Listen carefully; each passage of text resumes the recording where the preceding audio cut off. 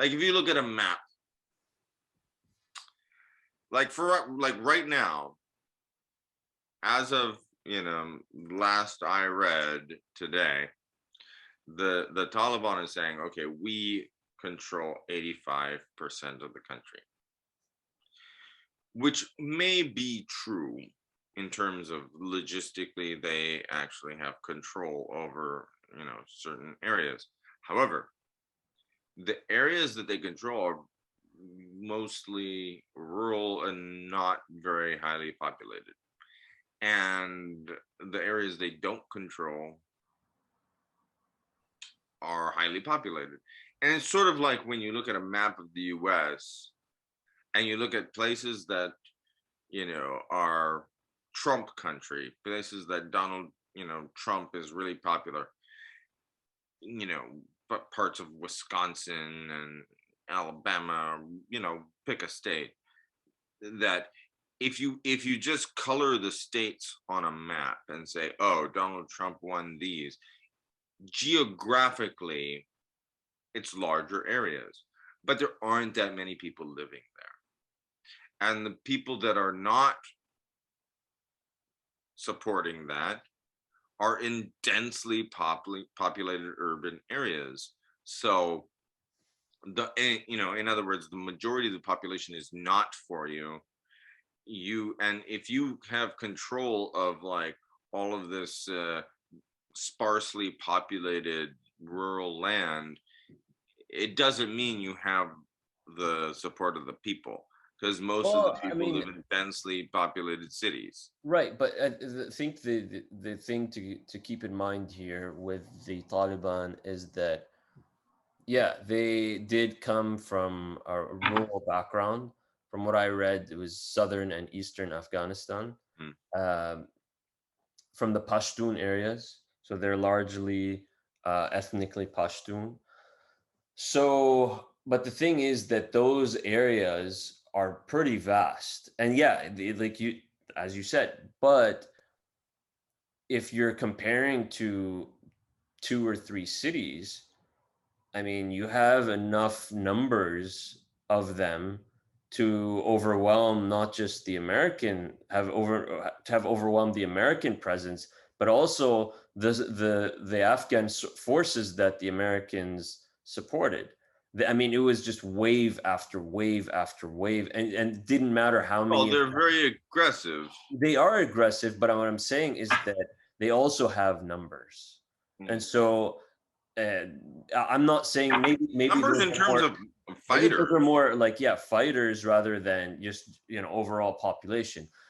But the thing that I want to get at is looking at, well, how that came about. So the Taliban were seen as representing the rural poor, right? And seeing that these people suffered when the city folks were doing really well, as you Yeah, put it. and they represent the traditional values. Right.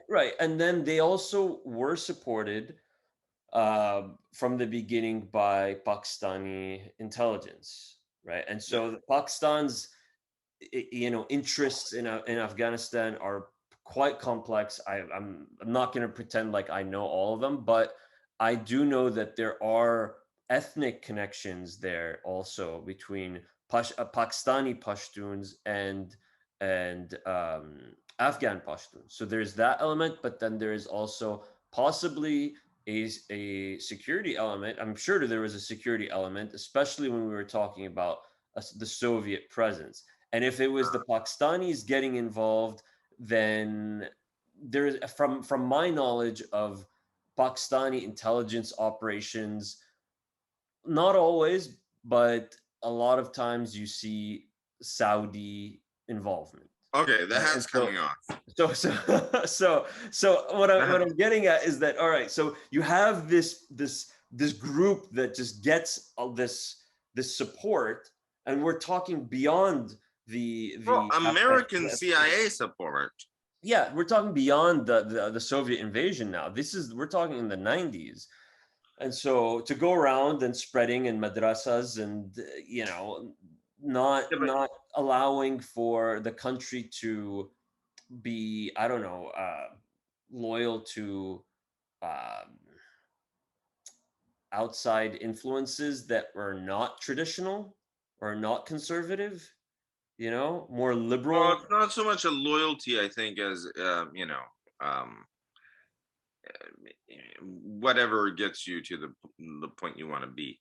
But the thing about the Saudis, and this is what, like, the Saudis and the Pakistanis have been sticking their dicks in here in Afghanistan for decades, and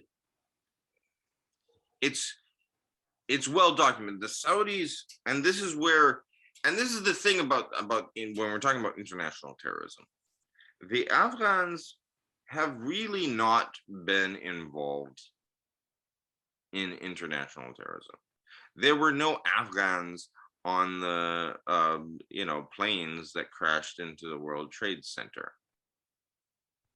They were Saudis and Egyptians, and uh, there were no Afghans there. Mhm. There aren't a lot of Afghans in Al Qaeda, and I mean, eh, the the Taliban and the Afghan resistance, whatever you think of them and how they treat women and what they think of human rights, and whether or not they've changed or they haven't changed, whatever.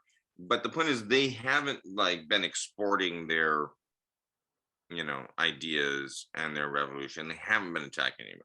Their whole uh, mission is to make the world the way they want it to be in their country.